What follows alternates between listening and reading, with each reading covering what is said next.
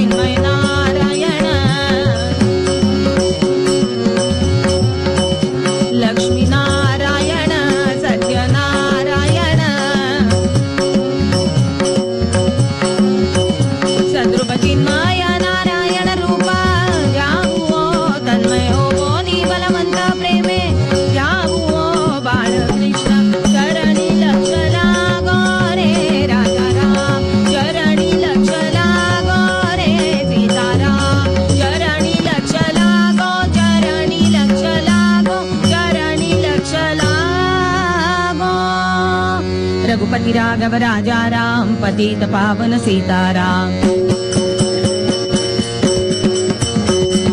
रघुपति राघव राजा राम पतित पावन सीताराम रघुपति राघव राजा राम पतित पावन सीताराम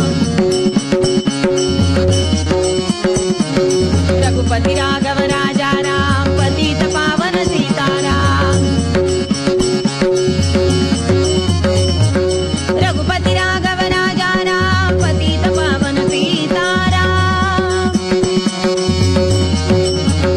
हाँ रघुपति राघव राजा राम पतित पावन सीताराम रघुपति राघव राजा राम पतित पावन सीताराम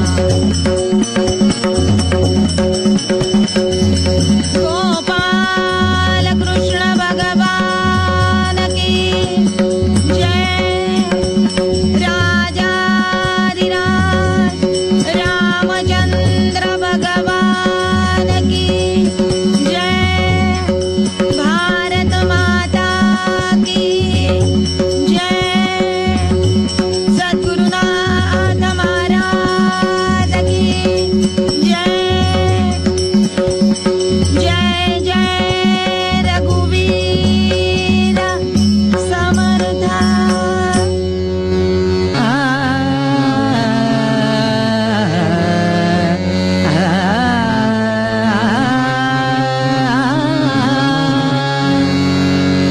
धर्म रक्षावया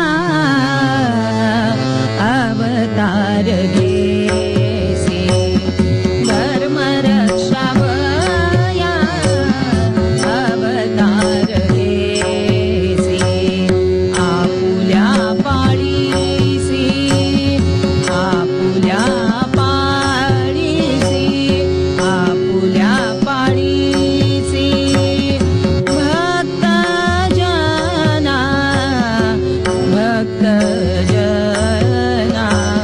धर्म रक्षावया अवतार घेसे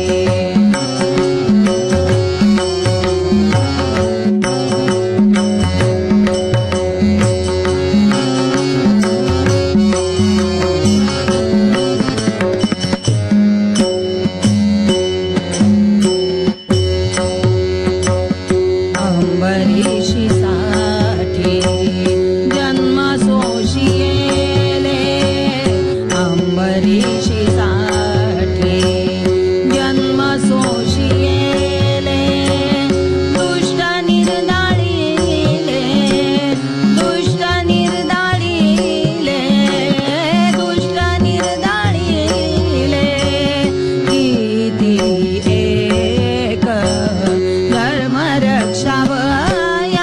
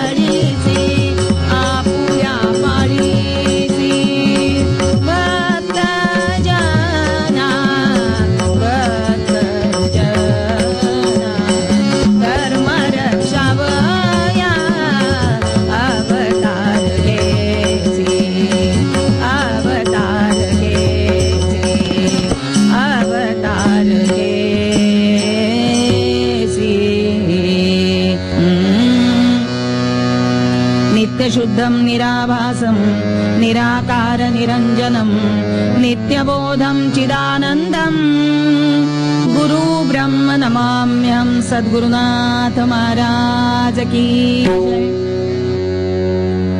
भारतीय संस्कृती ही अनादी कालापासून भक्ती, श्रद्धा, साधना, उपासना, नीतिमूल्यांच्या अमूल्य खजिन्यावर आहे. खरंच आपल्या संस्कृतीमध्ये न प्रत्येक ऋतू, काळ, प्रसंग, घटना याला अनुरूप सण उत्सव प्रकट झाले आहेत. सणामागे केवळ परंपरा नाही, तर मानवाला अध्यात्म मार्गावर नेणारी जीवनदृष्टी दडलेली आहे.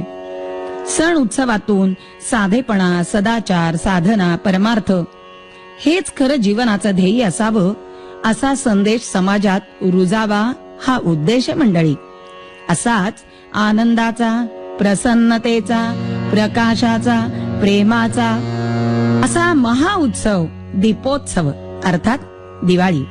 धनत्रयोदशी, नरक चतुर्दशी, लक्ष्मीपूजन, पाडवा, भाऊबीज असे मानवाला समग्र जीवनाचं सुस्पष्ट दर्शन घडवणारं हे सगळं स्नेहमिलन. तसं गोवत्स द्वादशी पासून दिवाळी सुरू होते. पण खरं म्हणजे पहाटे मंगल स्नान केल्यानंतर मंगल प्रारंभ होतो तो नरक चतुर्दशीच्या दिवशी.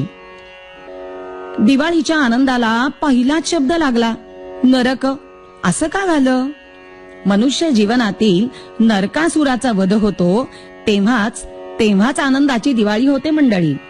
नरक म्हणजे तरी काय? अहो, नरक म्हणजे पाप, दुःख, दोष, आळस, प्रमाद, अस्वच्छता, अनिष्टता यांची समाप्ती होते तेव्हाच आनंदाची साधना, आनंदाची पर्वणी यांचा आरंभ होतो.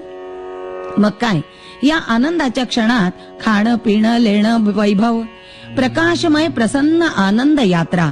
या आनंदाची ही कीर्तन सेवा पूर्वपद जगद्गुरु तुकाराम महाराजांचं आहे. असं म्हणतात, 4 युगात 4 राम होऊन गेले. कृते परशुरामश्च त्रेतायाम राम दाशरथी द्वापरे बलरामश्च कलौ तुकाराम एवच. कृतयुगात परशुरामांनी धर्म संस्थापना केली. त्रेतायुगात श्रीरामांनी अर्थसत्ता नीतीनं संपादन कशी करता येते ते सांगितलं. द्वापार युगात बलरामांनी काम संपादन केला आणि कलियुगात तुकारामांनी महत्वाचा पुरुषार्थ मोक्ष याची देही याची डोळा कसा प्राप्त करून घ्यावा हे आचरून दाखवलं. त्यांची अभंगवाणी पूर्वपदात ते सांगतात, धर्म रक्षावया अवतार घेसी आपुल्या पाळीसी भक्तजना अंबरीशी साठी जन्म सोसियेले दुष्ट निर्दाळिले किती एक. तुका म्हणे तुझा वर्णिते पुराणे होय नारायणे दया सिंधू. धर्म रक्षावया. धर्म हा खरं म्हणजे वलयांकित शब्द, अनेक अर्थछटांनी नटलेला. या धर्मरक्षणासाठी भगवंत अवतार घेतात. केव्हा? हा जब जब होय धर्म की हानी वाढली असुर महा अभिमानी. जब जब होय धर्म की हानी वाढली असुर महा अभिमानी. तब तब धरू मैं मनुज शरीरा हरौ सदा सज्जन भवपीरा. हरौ सदा सज्जन भवपीरा. रामचंद्र की जय, बोलो हनुमान की जय, उमापती महादेव की जय. धर्माला ग्लानी आली, त्याची हानी झाली, भगवंत येणारच. अहो, नमे भक्त प्रणश्यती ही त्यांची प्रतिज्ञा आहे. आणि म्हणूनच वारंवार अजन्मा असूनही तो जन्माला येतो, जन्म घेतो. अवतार कोणत्याही कारणानं झाला न तरी प्रतिज्ञा एकच, नमे भक्त्या प्रणश्यती, आपुल्या पाळीसी भक्तजना.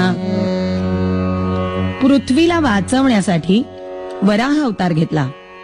प्रल्हादासारखा भक्त वाचवण्यासाठी नृसिंह अवतार झाला. हिरण्यकश्यपू धर्म विसरला. प्रल्हादावर अत्याचार केले, धर्माची हानी झाली, प्रल्हादाला त्रास झाला आणि म्हणूनच भगवंतांना यावं लागलं. धर्म म्हणजे कर्तव्य.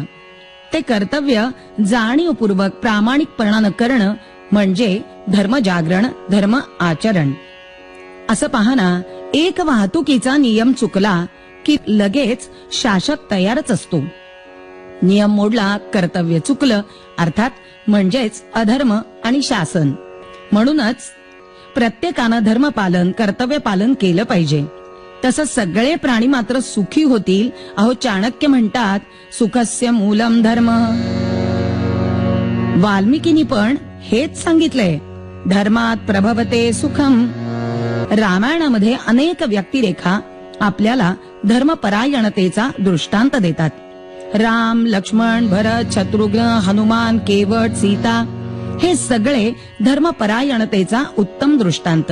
राम राजधर्म, लक्ष्मण भरत बंधुधर्म, हनुमान दासधर्म, केवट मित्रधर्म, सीता पत्नी धर्म. म्हणजेच काय, आपापली कर्तव्य अत्यंत प्रामाणिकपणे पाळली, कर्तव्य परायणता कायम ठेवली तर धर्म संस्थापना निश्चित. पण रावण कंस कर्तव्यात चुकले, धर्माची हानी झाली, भक्ताला त्रास झाला आणि मग भगवंत येणारच. महाभारत काळात धर्म बुडाला. कर्तव्य सरळ सांगून कळत नाही, मग कळत नसेल तर त्यांच्याच भाषेत सांगावं लागतं. धर्म संस्थापना भक्तांच्या रक्षणासाठी धर्म रक्षावया अवतार घेसी. अहो, नाथ महाराज तर म्हणाले, अजन्मा या जन्माची ख्याती, वेदशास्त्री मिरवी श्रीपती, तो भागवत धर्माची प्रीती, सोसी जन्म पंक्ती भक्ताची या.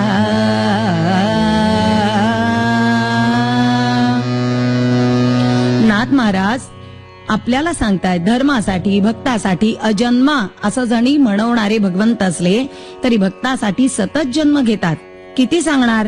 ध्रुव, प्रल्हाद. अहो, तुकारामांनी पूर्वपद्यात दृष्टांतच दिलाय. अंबरीशी साठी जन्म सोशियेले. कोण हा अंबरीश? अंबरीश राजा, एकादशीचं व्रत अत्यंत निष्ठेनं करणारा विष्णू भक्त. एकादशी झाली, द्वादशीला पारण करायचंय आणि कोण आनंद, अन्नछत्र सुरू आहे आणि दुर्वास ऋषी शिष्यांसह आलेत. प्रसादाचं आमंत्रण दिलंय, पण स्नान करून मग भोजन करू असं सांगून स्नानासाठी दुर्वास ऋषी निघून गेले. द्वादशी संपत आली आहे, व्रतभंग होऊ नये, काय करावं? अतिथी धर्म, व्रतभंग या द्वंद्वात असणारे अंबरीश राजा द्वादशी संपते आहे या क्षणाचा विचार करून विष्णू पादोदकम तीर्थ प्राशन केलं आणि तेवढ्यात दुर्वास ऋषी आले. अतिथी सेवेपेक्षा व्रत महत्वाचं वाटलं आणि त्यांनी अंबरीशाला शाप दिला. दुर्वासांनी दिलेला शाप मंडळी, काय शाप होता? 10 जन्म तुला घ्यावे लागतील. असं पहा, आपल्या मनात येतं, दुर्वासासारखे ऋषी, त्यांना माहित नाही का षडरिपुण्य ग्रस्त, त्यांना एवढा राग यावा? पण मंडळी, भगवंत लीला या आपल्यासाठी असतात, लोक कल्याणासाठी, आचार धर्म शिकवण्यासाठी. आणि दुर्वासांनी दिलेला शाप भक्तवत्सल असणारे आमचे भगवंत त्यांनी स्वतःवर घेतला. नमे भक्त्या प्रणश्यती ही त्यांची प्रतिज्ञा. आणि खरंच स्वतः दशावतार घेतले. कोणते म्हणता? दो जलचर, दो भूचर, दो विप्र, दो राजा, बौद्ध कलंकी अवतार लियो भक्तन के काजा. म्हणजेच उत्क्रांतीचा सिद्धांतही याच पद्धतीनं सृष्टीची निर्मिती झाली असं मान्य करतो. मंडळी, ऐकताय ना, दशावतार भक्तासाठी घेणारे भगवंत. अहो, समर्थ म्हणतात, बहुशा पिता कष्टला अंबरीशी, तयाचे स्वये श्रीहरी जन्म सोसी, दिला क्षीर सिंधू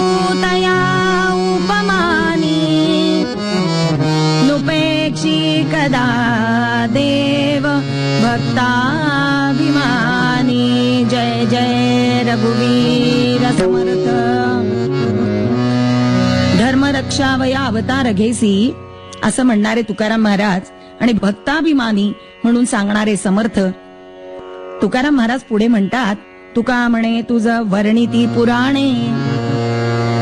18 पुराण, 24 अवतारांच्या कथा यामध्ये वर्णन केलेले आहेत. या कथा कीर्तन प्रवचनातून का ऐकाव्यात? श्रवणानं उपरती होते. आपलं कर्तव्य धर्म पालनाची जाणीव दृढ होत जाते. भगवंतांनी आपल्या मानवाला कामं नेमून दिलेली आहेत. मातृपितृसेवा, वृक्षसेवा, भूतदया, खरं सांगू का, समर्पण आणि सेवा याच धर्मासाठी आपला जन्म झाला आहे. मग दया हेच याचं मूळ असलं पाहिजे. तुलसीदास म्हणाले, दया धर्म का मूल है, दया धर्म का मूल है, पाप मूल अभिमान.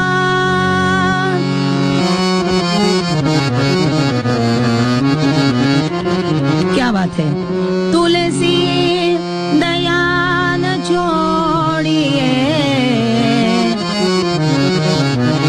तुलसी दया न छोड़िए, जब लग घट मो प्राण भजो रे भैया राम गोविंद हरे, भजो रे भैया राम गोविंद हरे.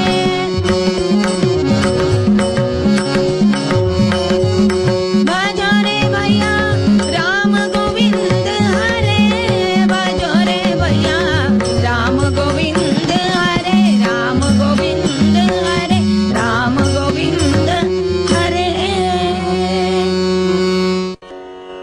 ऐकताय ना मंडळी? नाही म्हटलं लवकर उठलायत. असो, दया दया अधर्म का मूल है. कंस मामांच्या मनात भाच्या विषयी दया असती, होलिका आत्याच्या मनात भाच्या विषयी दया असती, तर अधर्म घडला नसता. त्या कथा कर्तव्याचा विसर पडला की अंत होतो हेच आपल्याला सांगतात.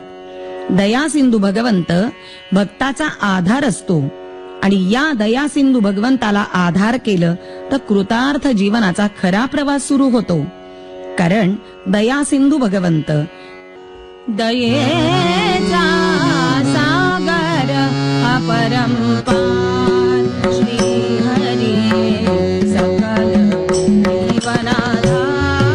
दयेचा सागर अपरंपार श्री हरी सकल जीवनाधार.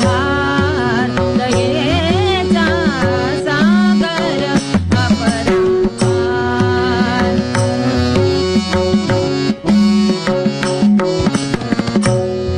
जयाच्या कृपा कटाक्षाने, जयाच्या कृपा कटाक्षाने, जयाच्या कृपा कटाक्षाने विषाजी होते अमृतधार,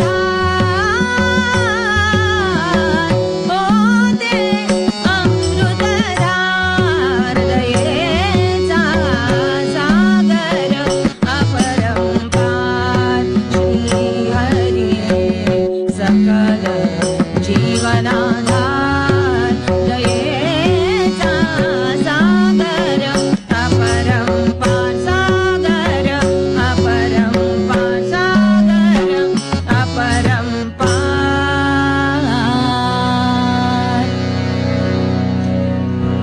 कर्तव्यपरायणता म्हणजे धर्मपरायणता.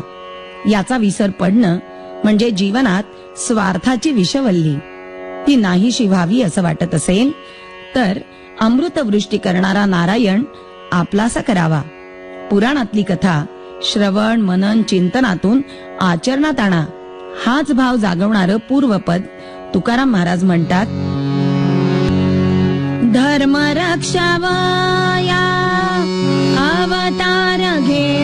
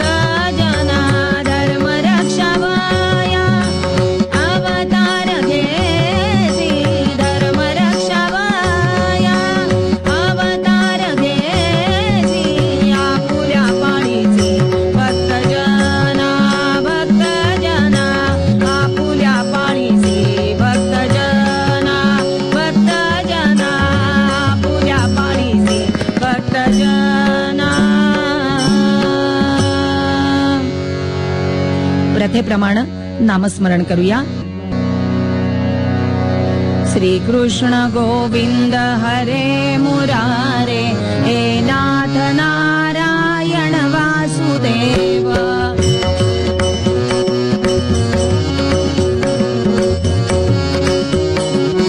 मंगल स्नान झालंय.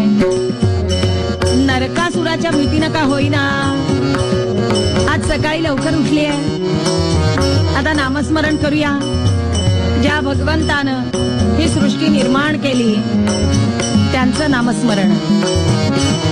कोणती तरी शक्ती आहे जी मला स्मरणाचं ज्ञान देते.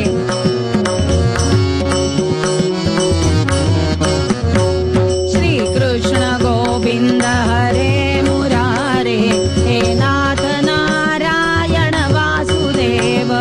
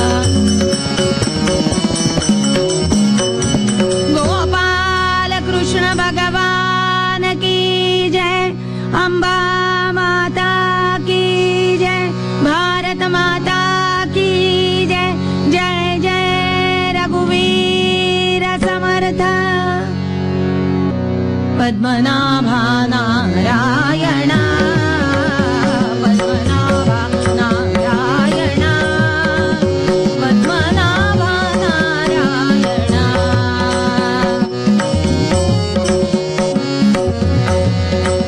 पद्मनाभा नारायणा पद्मनाभा नारायणा पद्मनाभा नारायणा पद्मनाभा नारायणा नारायण नारायण नारायण नारायण. महाद्वारातून नाचत नाचत येणारी नारदांची मंगलमूर्ती पाहून द्वारकाधीश आश्चर्यचकितच झाले. शब्द ब्रह्म आणि नाद ब्रह्म यांचा अपूर्व संगम म्हणजे आमचे नारद मुनी. पण आज काही छटा निराळीच. काय नारदा, नेहमी स्वरांना सुगंधाची जोड देऊन येणारे तुम्ही आज स्वर्गातून सुगंधी स्वर घेऊन आलात का? सुगंधाने व्यापिल्या दिशा दाई, सुगंधाने व्यापिल्या दिशा दाई. येई कोठोनी काही कळत नाही, येई कोठोनी काही कळत नाही. सुगंधाने व्यापिल्या दिशा दाई, सुगंधाने सुगंधाने सुगंधाने व्यापिल्या दिशा दाई.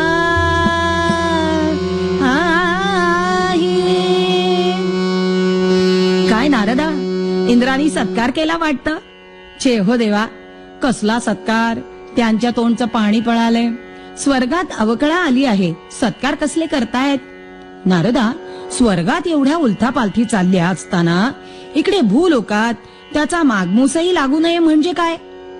या उलथापालथीचं मूळ देवा भूतलावरच आहे बरं. देवा, तुम्ही पश्चिम किनारी येऊन बसलात, तिकडे पूर्वेकडे काय चाललंय याची दखल कोण घेणार? जरा माहिती ठेवावी. नाही म्हटलं, माहिती ठेवावी. नारदा, सूचना, आज्ञा की समज, जे समजायचंय ते समजा देवा. बघा बघा, त्या नील समुद्रापलीकडे असलेली ती प्राग ज्योतिषपूर नगरी, त्या नगरीचा राजा भौमासूर, भूमीचा पुत्र म्हणून भौमासूर, उन्मत्त राजा नरकासूर असंही त्याला म्हणतात. त्याचं काय वर्णन करावं?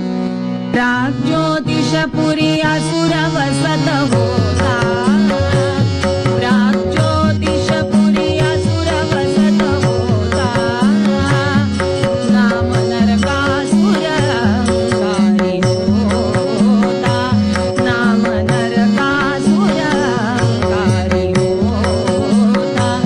राजकन्यांचे हरण बहुत केले, राजकन्यांचे हरण बहुत केले, भोग भोगाया, भोग भोगाया नगरी आणिले, भोग भोगाया नगरी आणिले.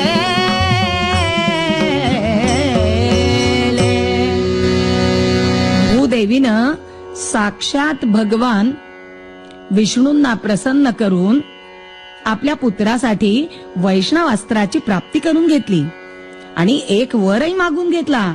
जोपर्यंत भूमाता आदेश देणार नाही तोपर्यंत काळही त्याला हात लावू शकणार नाही. झालं, हा नरकासूर गर्वानं उन्मत्त झाला. आपल्या नगरीला मूर्तिलिंग संबोधू लागला, समाजाला पीडा देऊ लागला. अन्याय, अत्याचार, आतताईपणा याचं दुसरं नाव म्हणजे नरकासूर. एक पुरावा देऊ का देवा? कुबेराच्या अलका नगरीच्या पलीकडे मणी पर्वतावर 16,000 कुमारिका हरण करून बंदिस्त करून ठेवल्या आहेत. मरुदैत्याच्या 10 कन्या आणि नरकासुराचे नरुत त्यांच्यावर करडी नजर ठेवून आहेत. कुणीतरी येईल, आपल्याला सोडवेल या आशेवर आहेत त्या. पण एक सुदैव आहे देवा, नरकासुरानं अजून तरी त्यांना भ्रष्ट केलेलं नाही. पण देवा, हे माथे फिरू दैत्य आपल्या वासनांच्या आगीत या सात्विक कुमारिकांना जाळून कधी टाकतील याचा काही नेम नाही. पण असं पहा देवा, कंस, केशी, चाणूर, प्रलंब, शिशुपाल, वक्रदंत, बाणासुर, कालयवन, जरासंध, अहो किती नावं घेऊ. किती दुष्टांचं निर्दालन केलं. आता त्यात अजून एक नरकासूर. नारद आद्य कीर्तनकार, नारदांसारख्या कळवळ्याची जाती करी लाभाविण प्रीती अशा जनहितासाठीच्या कीर्तनातून श्रीकृष्णांचं अंग क्रोधानं थरथर कापू लागलं. मुठी आवळू लागल्या, संतापानं ओठ फडफड करू लागले. अजून नारदांचं कीर्तन संपलं नव्हतं. अहो देवा, इतकंच काय, भगवंतांनी आदिमातेची कुंडल सुद्धा या नरकासुरानं बळकावली आहेत. वरुणाचं छत्रही बळकावलं आहे. पुरे झालं नारदा, काही सांगू नका. दैत्यांचं पारिपत्य करणं, दुष्ट निर्दालन करणं हे केलं पाहिजे, हे आमचा धर्मच. त्यासाठी तर अवतार. पण मला प्रत्यक्ष स्वर्गातून पाचारण आल्याशिवाय हस्तक्षेप करता येणार नाही. नरकासुराचं वैष्णवास्त्र निकामी करू शकेल असं सुदर्शन चक्र आणि भूमातेची प्रतिकृती सत्यभामा, जिच्या आदेशानं नरकासुराचा वध शक्य आहे असं मी जेव्हा इंद्राला सांगितलं, देवा ऐका, तेव्हाच इंद्रानं हे पारिजातकाचं फूल मला दिलं. काय सांगितलं नारदा नेमकं? मी इंद्राला सांगितलं हे श्रीकृष्णांशिवाय होणे नाही आणि म्हणून या पारिजातकाचं फूल दिलं, त्याचाच हा सुगंध बरं. आता माझ्यासारख्या संन्यासाला या फुलाचं काय, म्हणून घेऊन आलो तुमच्याकडे. झालं. वा वा नारदा, एकच फूल? अहो 2 तरी आणायचे. तुम्हाला माहितीये ना आमचं जुळ्याचं दुखणं. असो देवा, सत्यभामा युद्धाला यावी नरकासुर वधाची आज्ञा द्यावी. यासाठी एक करा. काय करू नारदा? एक करा, हे फूल रुक्मिणी मातेला द्या. आणि मी मात्र सत्यभामाबाईंच्या प्रासादाकडे निघालो. आणि नारद मुनी सत्यभामाबाईंच्या महालाकडे निघाले. श्रीमन्नारायण नारायण नारायण श्रीमन्नारायण नारायण नारायण श्रीमन्नारायण नारायण.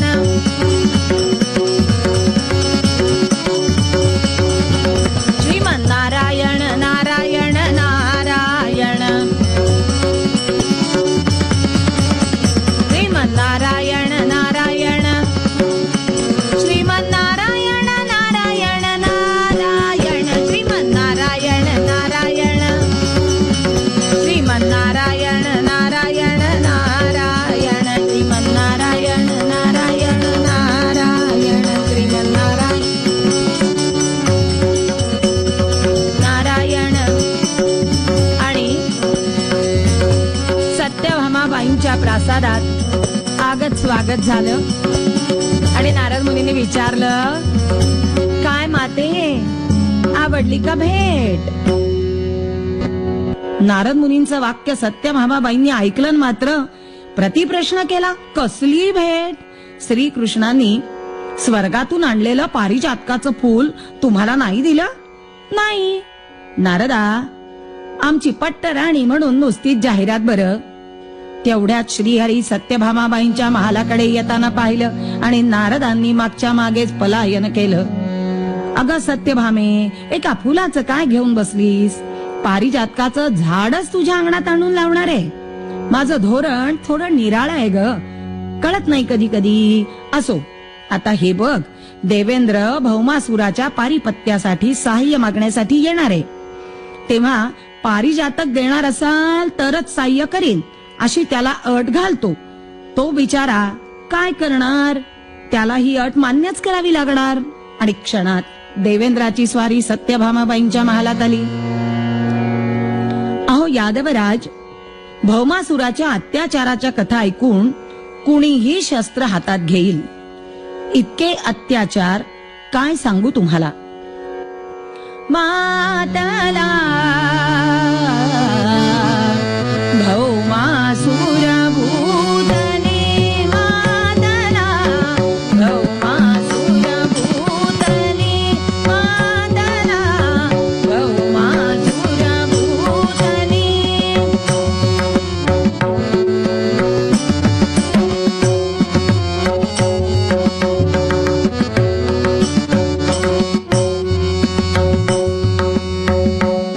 गंधर्वांच्या नाजूक युवती बळजोरीने उचलून नेती.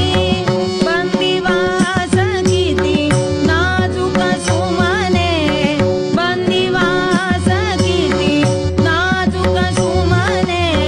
निर्माले सुकली मातला भौमासुर भूतले, मातला.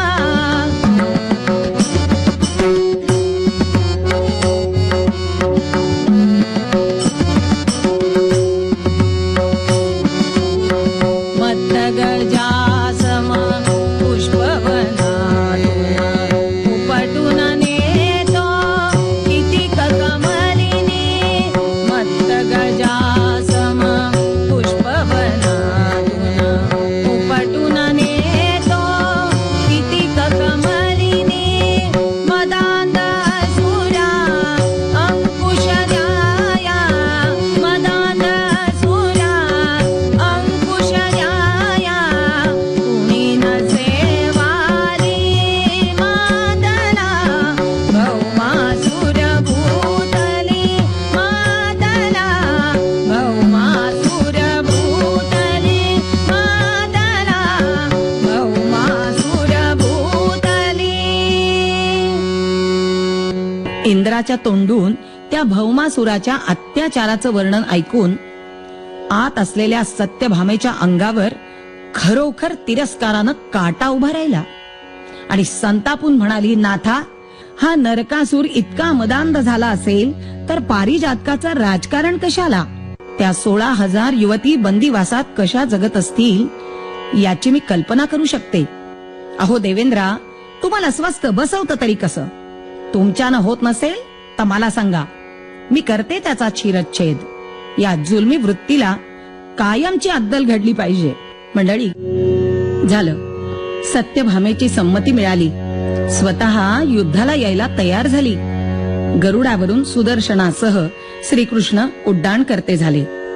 प्राग ज्योतिषपुराची नरकासुरानं केलेली संरक्षण व्यवस्था काय सांगावी.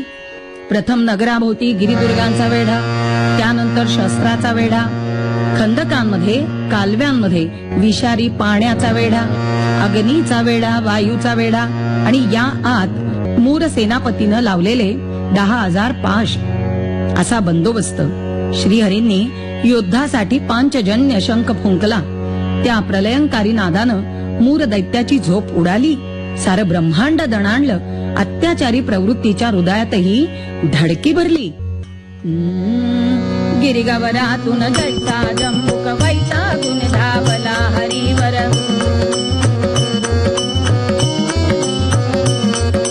महाभयंकर खलभौमासुर मरणासाठी झाला आतुर.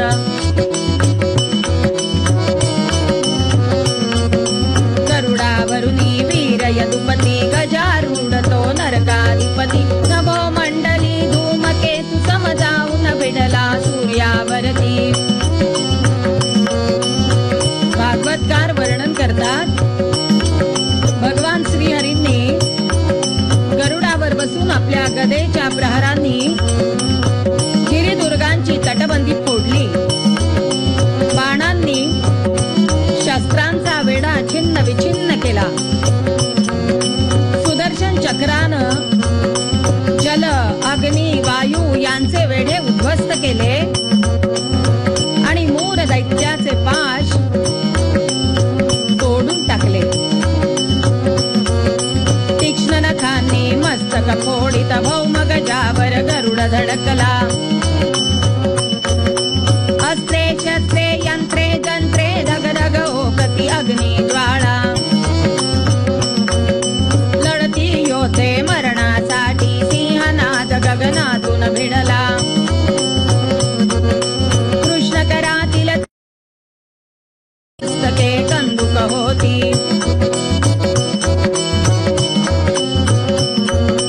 मार्गात आडव्या येणाऱ्या 4 द्वारपाल, मूर, हयग्रीव, निसुंद, वीर, पंचानद या एकापेक्षा एक सेनापतींना कंठस्नान घालत मूर्तिलिंगाच्या महाद्वारावर श्रीकृष्णांनी हाहाकार उडवून दिला. हत्ती आपल्या सैन्यात गोंधळ घालू लागले.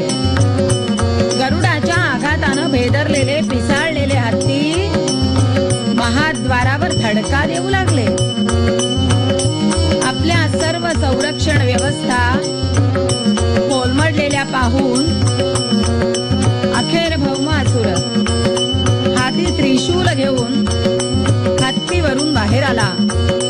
मात्र त्रिभुवनाला हादरून सोडणाऱ्या या निर्णायक युद्धाची सुरुवात लढती योद्धे मरणासाठी.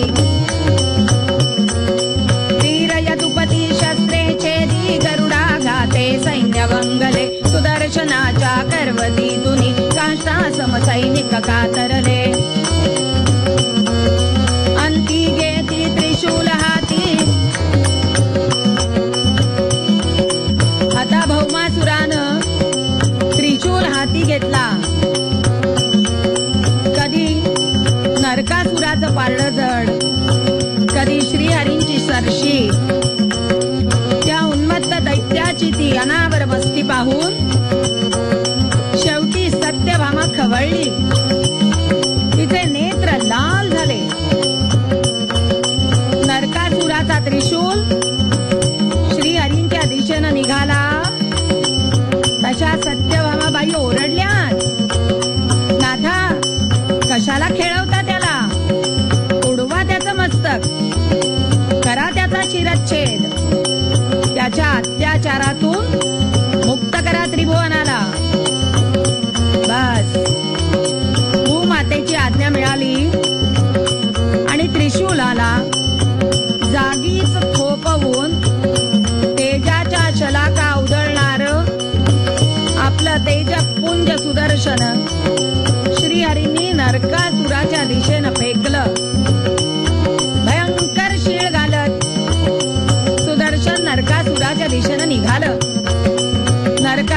पावला.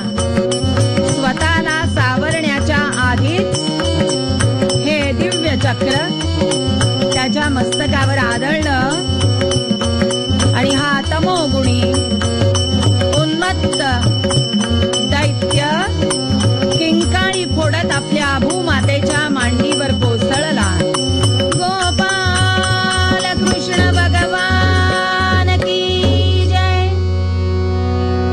अश्विन वद्य चतुर्दशी पहाटे 5-5:30च्या सुमारास हे अद्भुत नाट्य घडलं. नरकासुराच्या पारिपत्यामुळे दिवाळीच्या आनंद पर्वणीचा लाभ झाला. आता भगवान सत्यभामेसह मणिपर्वतावर आलेले आहेत. आता खरी परीक्षेची वेळ आहे. 16,000 स्त्रिया मुक्ततेसाठी आशेनं वाट पाहतायत. त्या श्रीहरींचा धावा करतायत.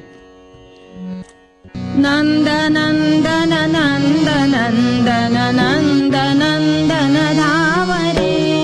नंद नंदन नंद नंदन नंद नंदन धावरे. नंद नंदन नंद नंदन नंद नंदन पावरे. योग्य होईन केदवा तरी माधवा तव दर्शना.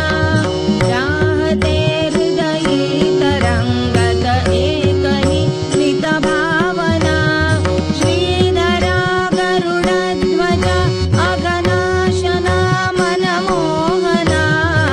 दिव्य सुंदर रूप हरितव दाखवी मम लोचना. दिव्य सुंदर रूप हरितव दाखवी मम लोचना.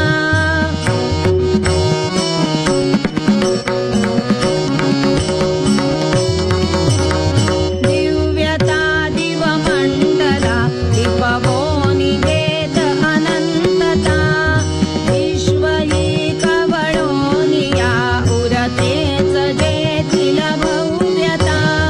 व्यापुनी सकला सजेल वलिप्तता वरितेच नानंद.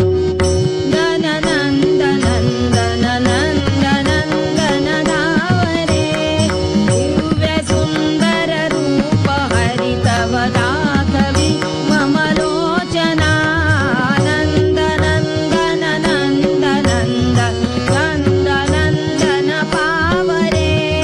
नंद नंदन नंद नंद नंद नंदन धावरे.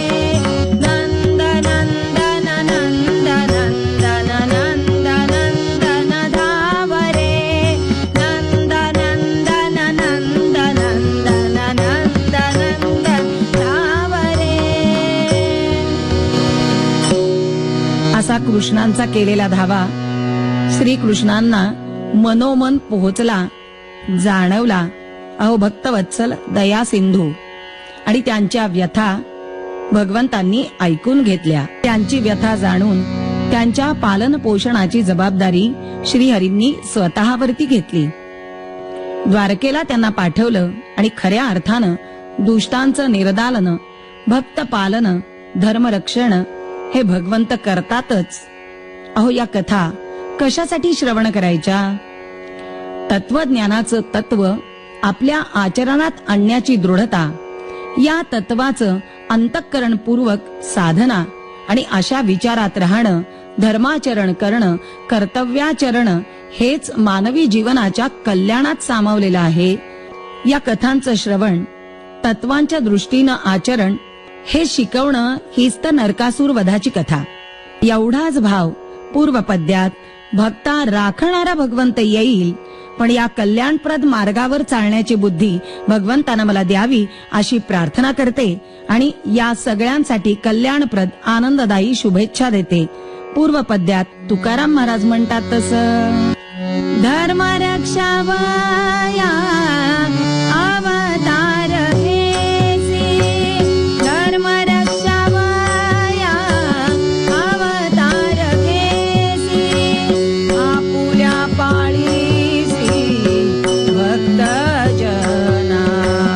आपुल्या पाळीसी भक्त जना. धर्म रक्षावया